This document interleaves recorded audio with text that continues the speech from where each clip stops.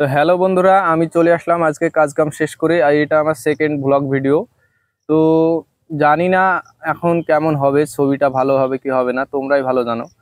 তো আজকে কোনো টপিক রেডি নেই, সেই জন্য চলে আসলাম আমাদের সেই রায়পুর শিয়ালমারি নদী। সেই নদীর ধারে বসে ছোট্ট একটা ব্লগ বানিয়ে নিলাম। সময় এখন বেশি নাই হাতে। তো তোমরা দেখতে পাচ্ছ একটা সন্ধ্যার সময় সুন্দর একটা আবহাওয়া।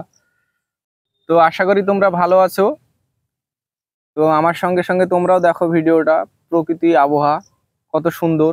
এই যে আমাদের নদীর ধার।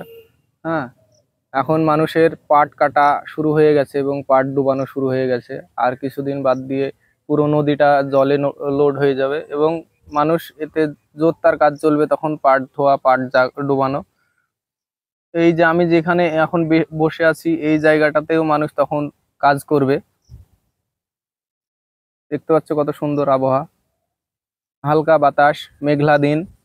তো বন্ধুরা দেখো, আমি নিজে নিজে ভিডিও বানাচ্ছি, আমার সঙ্গে কেউ নেই। আমি নিজেই যেটা পারি সেটাই করার চেষ্টা করছি, তোমাদের সামনে নিয়ে যাওয়ার চেষ্টা করছি এবং তোমাদেরকে আনন্দ এবং হাসি এবং বিনোদন দেওয়ার জন্য।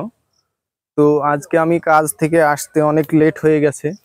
তো আজকে সময় পাইনি কোথাও যাওয়ার। তো আমি এই যে নদীর ধারে এসেছি, দেখো নদীর ধারেই একটা আজকে ব্লগ বানিয়ে ফেললাম। হুম, কত সুন্দর একটা আবহাওয়া দেখো। হুম, এই যে নদীর জল এখন কত পরিষ্কার মনে হচ্ছে। আর কিছুদিন বাদ দিয়ে জায়গাই পাবে না মানুষ এখানে পাট ডোবানোর জন্য। হুম, এইটা আমাদের সেই শিয়ালমারি নদী, সেই নামকরা বিখ্যাত নদী। দেখো তোমরা,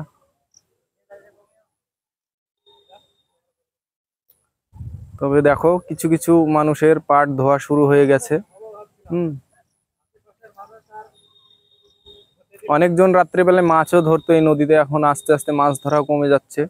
কি করবে, এখন পাট জাগ দেওয়া মানুষের শুরু হয়ে গেছে। হুম,